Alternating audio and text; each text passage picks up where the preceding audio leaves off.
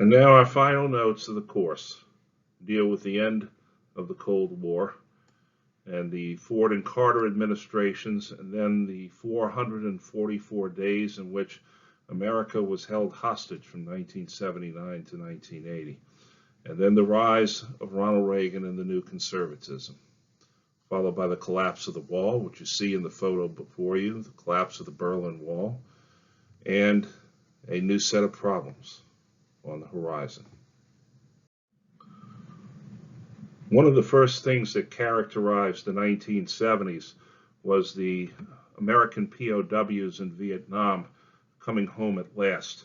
What you see here is a photograph of a TV interview of Jeremiah Denton, who was one of the POWs held in Hanoi during the Vietnam War in a place called the Ho Loa Prison, which the Americans cynically called the Hanoi Hilton. It was during this interview in which Denton was forced to read a script provided to him by the Vietnamese saying that he was being treated well, that people watching it noticed that he kept blinking, and they realized that he was blinking in Morse code. And when they translated it, it said torture. And so this was the first evidence that the Americans were actually being tortured in their cells during the Vietnam War. For this, Jeremiah Denton was awarded the Navy Cross. Eventually, the POWs came home, and the most famous of the POWs is the late Senator John McCain, whom you see here as a Navy pilot, and then in the hospital bed in prison at the Hanoi Hilton with his shoulder having been broken and reset 3 times. It's one of the reasons why he could never raise his hands higher than his shoulders, because of the treatment. Because he was the son of a Navy admiral, the North Vietnamese wanted to give him an early release. He refused and decided to go with his fellow captives throughout the whole ordeal, which was incredibly, incredibly torturous. And here you see him after he has come home, shaking hands with President Nixon. Ironically enough, on the day that John McCain came home from Vietnam, the U.S. federal court sued 2 men for racial discrimination in housing. Those 2 men were Frederick and Donald Trump. The Vietnam War was also notable for the people who did not fight in the war. There were plenty of people who earned deferments or exemptions from the war. I've already mentioned the current president of the United States, who was given bone spurs. You also see in the upper left-hand corner the college picture of one Richard Cheney, Dick Cheney, who served as President George H.W. Bush's vice president. He was a graduate student during the Vietnam War and married, and therefore he got a deferment. There you see Dick Cheney on the right, looking keenly over at another interesting figure, Donald Rumsfeld, who was Secretary of Defense in the George W. Bush administration. And the picture at the bottom shows Cheney shaking hands with Ronald Reagan. Cheney would serve as Secretary of Defense in the George H.W. Bush administration. And they've recently done a movie about him last year called Vice. As the baseball season began in 1974, Henry Aaron of the Atlanta Braves, formerly the Milwaukee Braves, now approached Babe Ruth's sacred record of 714 home runs. Although he had done it in more seasons than Ruth, Aaron was anticipating this, as were many people throughout Major League Baseball. Aaron received a great deal of hate mail throughout this from white racists, calling him all sorts of words, saying that Babe Ruth's record should not be broken, especially by a black man. But in early April 1974, Aaron stepped to the plate against Al Downing of the Los Angeles Dodgers and sent a pitch into the left field bleachers. Vin Scully of the Los Angeles Dodgers broadcasting team said it best, that what a testament to see 50,000 people in the deep south city of Atlanta giving a black man a standing ovation. Aaron would go on to hit 755 home runs total, making him the all-time home run king until Barry Bonds eclipsed that some years ago, although it is believed to be a tainted record because of the steroids issue. 1976 was also the bicentennial of the United States, and Cities throughout the country celebrated in a variety of ways, but perhaps the most notable celebration was the flotilla of ships in New York Harbor around the Statue of Liberty. The country turned 200 years old in 1976. Many who lived throughout the 1970s would say that the 1970s was a time of great ennui. That is, there was a sluggishness about the 1970s, sort of a sense of tiredness. We're coming out of the Vietnam War. We are, coming out of Watergate. The nation had this sense of we're fed up, we're tired. It was a tired time. And that's not the case throughout the entire 1970s, because the 1970s was considered to be a golden age of cinema. It was a golden age of music in many ways. Nonetheless, politically speaking, it was a troubled time. The presidency of Gerald Ford got off to a very rocky start because he made the decision to pardon Richard Nixon and prevent the former president from facing any sort of prosecution for his role in Watergate. Many questioned this. Ford justified it by saying the nation could not go through the turmoil of having a president put on trial. Well, we don't know how that has affected us today. Ford also used his veto pen quite a bit to veto congressional legislation. This was the time of the great OPEC embargo. We don't understand that today, but there were long gas lines for people waiting in line as gasoline went from 29 cents a gallon up into the $1 and $2 range, which is about average for today. Henry Kissinger, who's now Secretary of State, negotiated a ceasefire to the Yom Kippur War, yet another war between Israel and its Palestinian neighbors and Jordan and so forth. We had to deal with the fall of Saigon in April of 1975. The United States had been out of the war for 2 years. Nonetheless, the fall of Saigon was a tremendous sense of shame fell over the country as many felt that we had abandoned an ally in South Vietnam. The 1970s also saw the famous Roe v. Wade decision of the Supreme Court and the rise of the right to life movement. And now the Roe v. Wade is the ultimate test of any justice or judge who is seeking confirmation.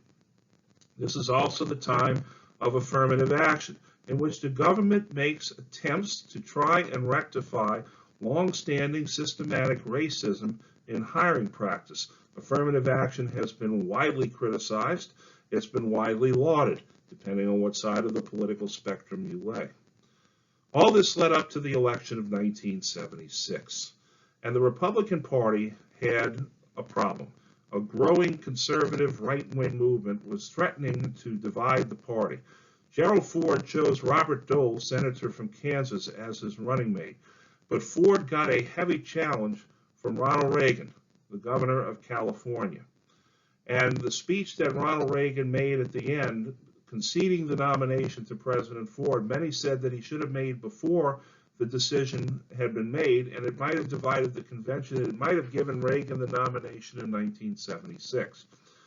The Democrats went for an outsider in their convention. They chose Jimmy Carter, the governor of Georgia, over a slew of candidates, including Morris Udall and another challenge from Senator Hubert Humphrey, but they went with the outsider in Jimmy Carter.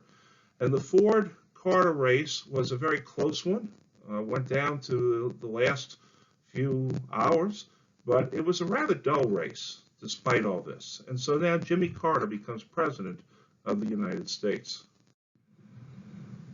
And there you see the Ford-Carter breakdown in the election, the blue states for Carter and the red states for Ford. Notice the solid Democratic South still holding fast, but you're starting to see a crack. The state of Virginia goes Republican for Ford, and that's the harbinger of what is to come for the Republican Party in the South, even though it lost this election. Today, Jimmy Carter is well known for being sort of the grandfatherly old fellow that goes around building homes and doing all sorts of good things, occasionally serving as a peace envoy toward North Korea and so forth to rescue down prisoners and so forth. But Jimmy Carter, as President of the United States, had a very troubled presidency. Part of his problem is that he was an outsider, and he did not work very well with his own party in the Congress. Carter's presidency was based on what was called moral diplomacy, an attention to human rights. Carter was from Plains, Georgia, a graduate of the U.S. Naval Academy, a very devout Southern Baptist, well known for his soft-spokenness as president, with his Plains, Georgia accent like this.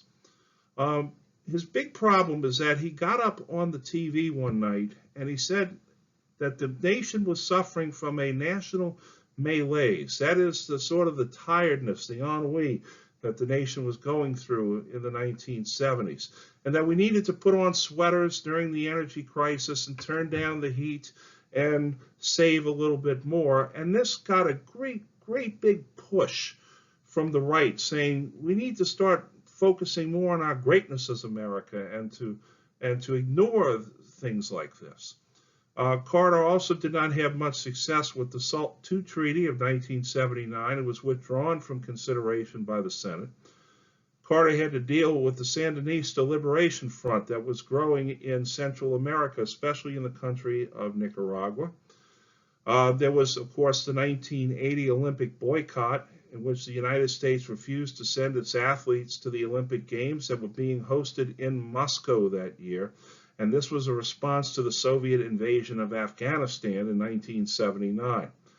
The Carter Doctrine mandated that any incursion into the Persian, doesn't that make sense, by any power would be met by a use of force. This was basically telling the Soviets, you went into Afghanistan, you're going no further.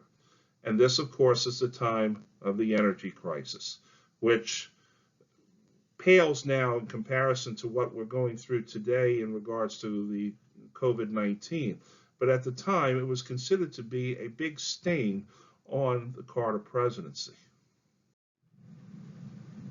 The darkest spot on the Carter presidency, though, was the Iran hostage crisis. Now, this is not to say that Carter's presidency did not have signature accomplishments. Perhaps its greatest accomplishment, and one of the greatest accomplishments of any presidential administration, were the Camp David Accords of March 26, 1979. Israel and Egypt, with their respective prime ministers, Menachem Begin and Anwar Sadat, came to Camp David, the famous presidential retreat in the Maryland woods. And there, Carter had Begin and Sadat basically sit down after they had been shouting at each other across the table, had them come back for basically a social coffee session. And there, Carter started asking them about their grandchildren. And as they began to talk about their grandchildren, they began to realize that they are human beings on the other side of the table. And as a result of this, the first peace treaty between the state of Israel and an Arab nation was signed. Now, this did not come without consequence. Anwar Sadat would later be assassinated by militant Islamics who did not agree with the treaty with Israel, and he would be succeeded by Hosni Mubarak, who just recently, a few years ago, was removed as the leader of Egypt. But the big problem in the Middle East was Iran. Iran had been a close client state of the United States from the Second World War onwards. But in 1979, a fundamentalist Islamic revolution rose up and deposed the Shah of Iran. They then called back into service Ayatollah Ruhollah Khomeini, who had been living in exile in Paris at this time. And the coming of the Ayatollah to Iran meant that tensions between the United States and Iran would rise because Iran saw the United States as a great evil. Many in the U.S. thought that Iran would move toward the Soviet orbit, but militant Islam does not agree with Soviet communism, and so the Ayatollah was essentially playing both sides against each other. The Shah of Iran, the monarch of Persia at the time, now deposed, left Iran because he would have been put on trial and probably executed. And Iran demanded that he come back, and no nation really wanted to have him. But the Shah came to the United States in order to receive treatment for cancer. And as a result of this, militant students stormed the United States Embassy in Tehran, and they took 50 Americans hostage, U.S. Marines and civilian workers, and there they were held for 444 days. Several other Americans managed to escape via the Canadian embassy, and Ben Affleck made the famous movie about that some years ago. We did attempt to rescue the hostages. It was called Operation Eagle Claw. Unfortunately, a sandstorm in the desert caused one of the helicopters to crash, killing several U.S. military personnel who were going in to rescue the hostages. And so President Carter made the decision to abort the operation. There are many who believe that had Operation Eagle Claw succeeded, that Jimmy Carter would have been serving a second term as President of the United States. But history is history. The Iran hostage crisis held 50 Americans, but in truth, the entire nation was held hostage, as news reports day after day counted the number of days that these Americans were held captive in Iran. In the picture in the upper left, you see one of the hostages, but I draw your attention to the figure that's circled. That is the former president of Iran, Mahmoud Ahmadinejad, who is well known for being a Holocaust denier and very militant against the Americans and managed to suppress the Green Revolution. There you see other hostages in the lower right, but in the upper right, the program Nightline on ABC actually began as a response to the Iran hostage crisis, and it was titled America Held Hostage, and it was hosted by Ted Koppel, who has probably the biggest ears in all of network history. Ted's still alive, by the way. He's retired, and it was one of the great news broadcasters of his day. It would go on after the crisis ended and become known as ABC Nightline, and is still in operation today.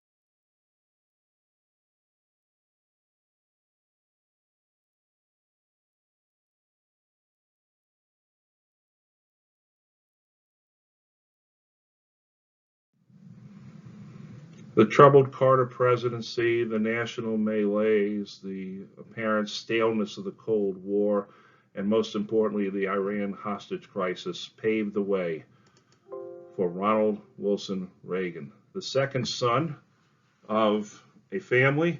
He was nicknamed Dutch because of his Dutch boy haircut. He was young and handsome. He found his way into broadcasting as a radio broadcaster early on, calling baseball games. And then he moved into Hollywood and became quite a strong leading man at the time. His most famous role, perhaps, was that of the famous George Gipp of Notre Dame, from which he earned his nickname, the Gipper.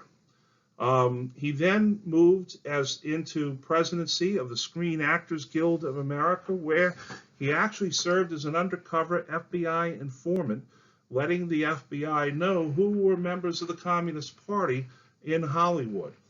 Because of this and other things, in the end of his marriage, his career stagnated, and he was sort of a boat adrift. But then he gravitated in toward politics, especially after he met his wife, Anne Frances Robbins, who changed her name to Nancy Davis, and he married her, a second marriage, and became Nancy Reagan. And she began to engineer his career a little bit better. He became the host of GE Theater, and then he managed to win the governorship of California, becoming a strong voice for the right wing of the Republican Party, where he had formerly been a member of the Democratic Party. He then made a strong challenge to Richard Nixon in 1968, an even stronger challenge to Gerald Ford in 1976. And in 1980, he rose up to take the nomination essentially away from George H.W. Bush, who believed that he was the rightful nominee, made H.W. Bush his vice presidential nominee, and was elected 40th President of the United States in 1980 at the age of 69, which made him the oldest president ever elected to the office at the time. The conservative movement, which had taken a very strong hit because of the Barry Goldwater years, now made a triumphant return with Ronald Reagan. The election of 1980 saw the Democratic field fractured. An incumbent president was once again challenged by a member of his own party, Senator Edward Kennedy, mounted at first a very lackluster campaign, but then grew in strength as the primaries went on, and he won 10 of the primaries and made a stirring speech at the end of the Democratic National Convention. And did not exactly call for unity in the party. He was a strong opponent of President Carter, who chose Walter Mondale as his vice presidential nominee yet again. The Republicans also had a strong fight. It was Ronald Reagan versus George H.W. Bush, President Bush 41. At first, the two men were very much at odds with each other and got into heated arguments on the stage, but eventually Reagan began to capture the momentum and took the nomination, and then as a sop to the more liberal wing of the Republican Party, he went with George H.W. Bush as his vice president. And Reagan's platform was the New Conservatism. The New Conservatism would be a rollback of the Great Society. In fact, it would be a rollback even of the New Deal. There would be massive deregulation. There would be price wars. And there was the sense of pride in America, wrapping yourself in the flag. You're proud to be an American again. This was the anti-Malaise candidacy of Ronald Reagan. And because of Operation Eagle Claw and the hostage crisis, Reagan gained a major victory over the incumbent President Carter. And all of this gave rise to what we call the New Right.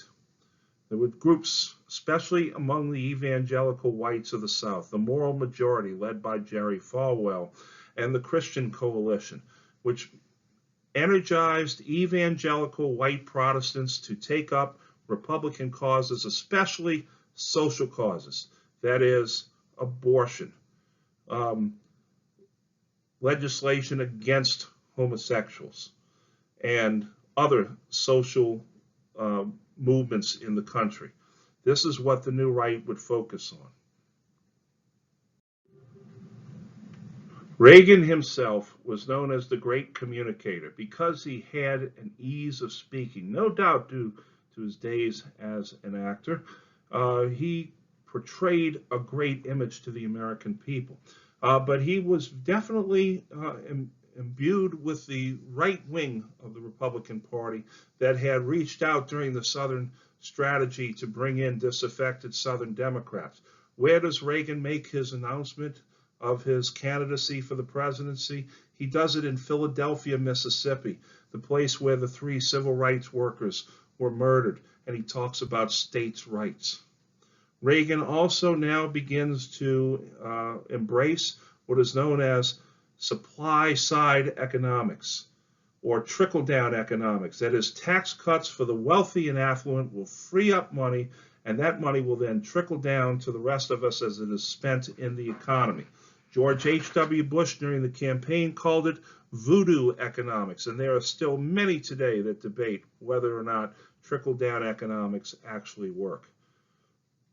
Deregulating industries, that is, taking down the protections for the environment that Richard Nixon had put up. Again, saying that this will allow more money to be made in the economy. This is the 1980s. It is the me decade. This is the time of big cars and lots of money, the pursuit of wealth.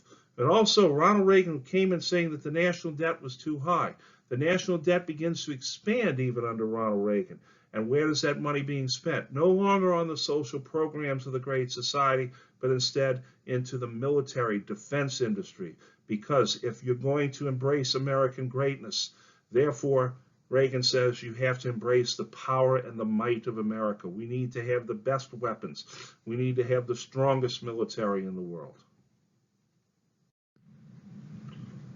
Reagan had some unparalleled successes during his time. The most notable, of course, was the collapse of the Berlin Wall. But this did not say that Reagan did not have his troubles during this period. He had particular trouble with terrorists, specifically the Palestine Liberation Organization, which backed terrorists with financing from Iran.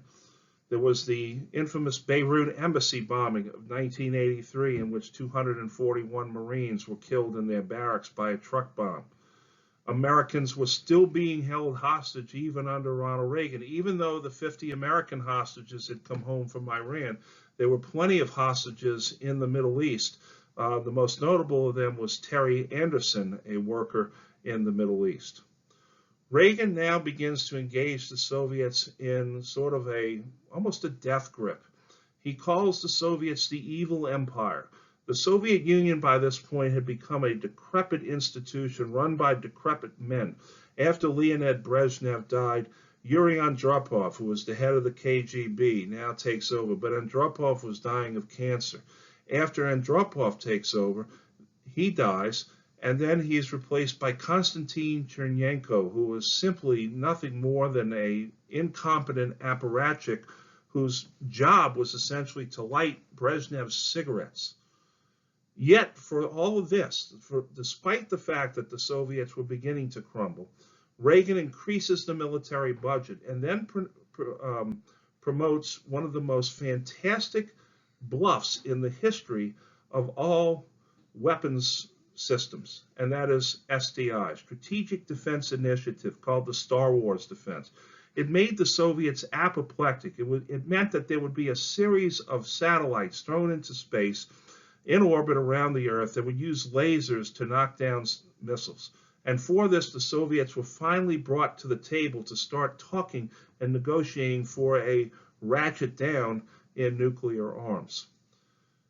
There was a small little invasion in the 1980s. The island of Grenada had been invaded by Cuban freedom fighters, and Reagan, knowing that there was a medical school for very rich, affluent kids who couldn't get into American medical schools, was down there. And so we sent the army to go and rescue the Americans from Grenada. And so that was a small, tiny little war that was played up big time.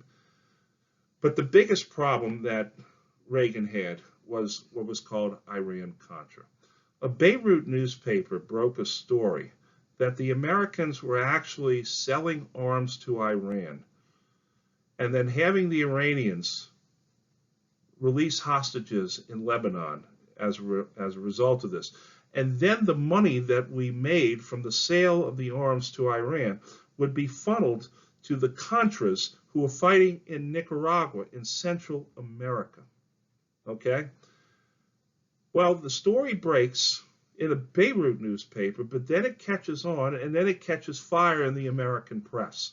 And suddenly you have a scandal. You have Senate hearings. And up to the front steps Oliver North, who's a frequent contributor now on Fox News. Oliver North was a Marine colonel who was working in the Office of National Security. And his boss, John Poindexter, an admiral in the U.S. Navy. And both of these men came before the Senate in long sessions over the summer explaining. Ronald Reagan had to go on TV and take responsibility for what happened, while at the same time denying that he knew beforehand that this was going to be the case. It almost brought down the Reagan presidency. It almost forced George H.W. Bush to resign as well, because he had a hand in all of this. And it was problematic because of the fact that Americans had a policy of no negotiating with hostages. Well, guess what? We negotiated for hostage release. And not only did we negotiate for hostage release, we traded arms for hostage release with an enemy nation. Reagan had survived Iran-Contra, just barely. And perhaps many would say that was a good thing, because now he was beginning to re-engage with the Soviets rather than simply try and outspend them and face them down militarily.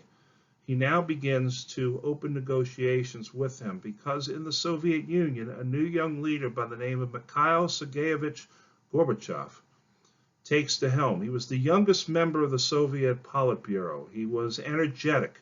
He did not represent the crusty old Brezhnevs of the past.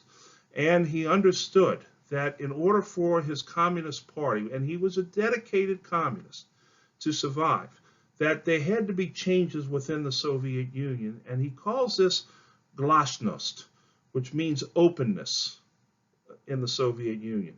And then he said the government needs to be made more efficient, the Soviet state needs to be restructured, and this is called perestroika, which means restructuring of the Soviet bureaucracy. And so there was more openness. There was more access for reporters. People from the West were invited to come and visit more often. The government was streamlined. Some of the old apparatchiks were retired and sent to their dashas by the Black Sea. And he reaches out to Ronald Reagan, and they meet at a summit in Geneva in 1985. And there you see the beginnings of the talks between the two men, Reagan and Gorbachev, two old opponents, now beginning to engage each other and become friends, friendly with each other. The next big meeting is at Reykjavik in Iceland in 1986. This is the famous meeting in the parking lot afterwards, where they couldn't quite come to an agreement on the problem of Star Wars, the SDI issues. But they agreed to meet again, and Gorbachev comes to Washington in 1987, and there they signed the treaty that removes intermediate range missiles from Europe, to remove the specter of nuclear annihilation from Europe itself. And then the Moscow Summit in 1988, in which they signed the Great Treaty, which has since been abrogated by both the United States and the Soviet Union, to limit the number of nuclear missiles. Gorbachev had come to power in the Soviet Union for one purpose and one purpose only: to save communism. He was not some sort of enlightened, Western-leaning guy who wanted to see more Western-style democracy. He wanted to save the communist system. And in that, he failed. And one of the reasons that he failed is because the Soviet Union, spending so much on defense, spending so much on keeping its allies in the Eastern Bloc states afloat, simply went bankrupt. Now, communism did not come to a halt under the Reagan administration. It happened under the Bush 41 presidency. And the problem was simply the amount of debt and the lack of economic growth had gotten past the point where Gorbachev could do anything about it, if there was anything to do about it. The Soviets begin to withdraw financial support from their allies, and Hungary, Czechoslovakia, Poland, Bulgaria, and East Germany all begin to vote out the communists. What began as simply an economic referendum now becomes a national movement, and the countries all start celebrating the end of communism. In the 1950s, the Soviets would have invaded and put an end to that. They do nothing. All of these states in the East have peaceful revolutions. People just turn out in the streets and the government just ends. The only place there was violence was in Romania, where Nicolae Ceausescu and his wife Ileana are eventually caught after being overthrown, put on trial, and executed on Christmas Eve of 1989. 2 years later, the Soviet Union collapsed. Gorbachev, who was overthrown at first by more more radical members of the Politburo, now incite a revolution among the people who protested this. Gorbachev has returned from his quote-unquote exile, but he cannot stay in power much longer as the Russian people now begin to rise up and throw off the yoke of communism.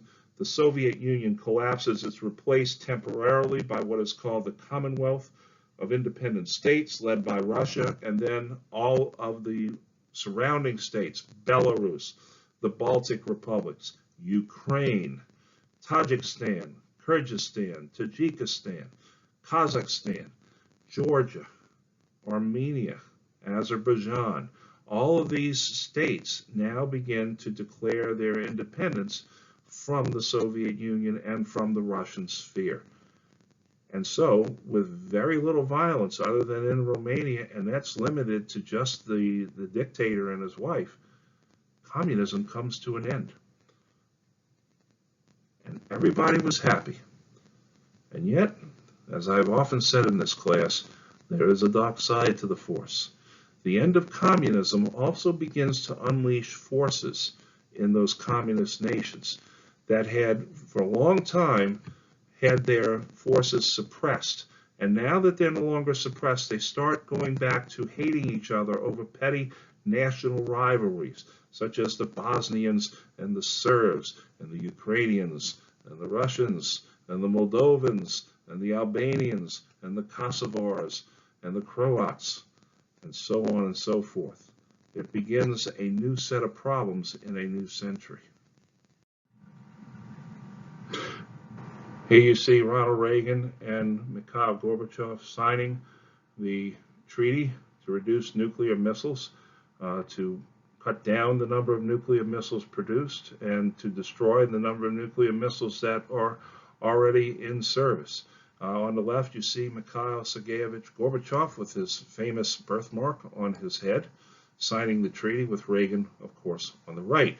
And Ronald Reagan, in a very smart, wise move, brought the leaders of the Senate with him to Moscow for this signing, so that the Senate would very quickly ratify this treaty. This is the treaty that is now being abrogated by the current administration, as well as by the Russian government. In the upper left, you see the crowds convening in the streets of Prague, of the Czech Republic. At the time, Czechoslovakia, now it's the Czech Republic and Slovakia. This was called the Velvet Revolution. On the right, you see the Romanian flag being waved, and in the lower right, propaganda saying it's all come to an end in Hungary. The iconic image of the end of the Cold War was the collapse of the Berlin Wall. East Germany now opened the borders between it and West Germany, and East Berlin and West Berlin, and the citizens of Berlin gathered around the wall, and then, realizing that the kill zone no longer existed, climbed up on top of the wall, began to hammer at the wall, began to break the wall down. News reporters like Tom Brokaw and Dan Rather and Peter Jennings all climbed up onto the wall to broadcast. This was December of 1989. This was a glorious time in all of the world as the end of the Soviet Empire was coming forward and a new era was opening. Many said that this would be a new era of peace.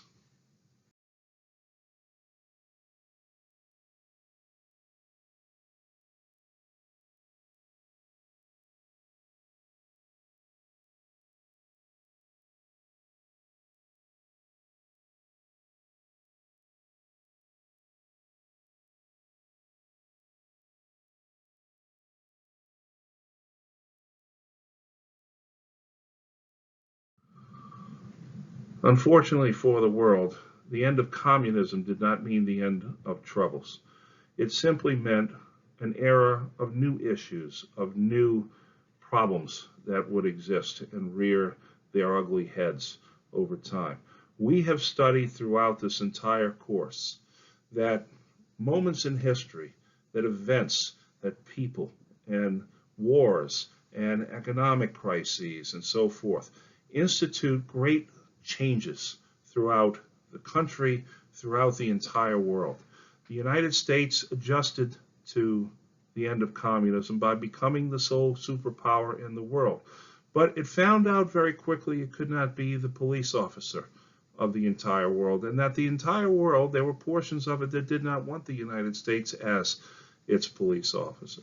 Militant Islam in the Middle East, problems with North Korea, problems in South America still exist to this day. And as each crisis looms and as each crisis is addressed, the United States continues to shift and to change and to alter its basic outlook.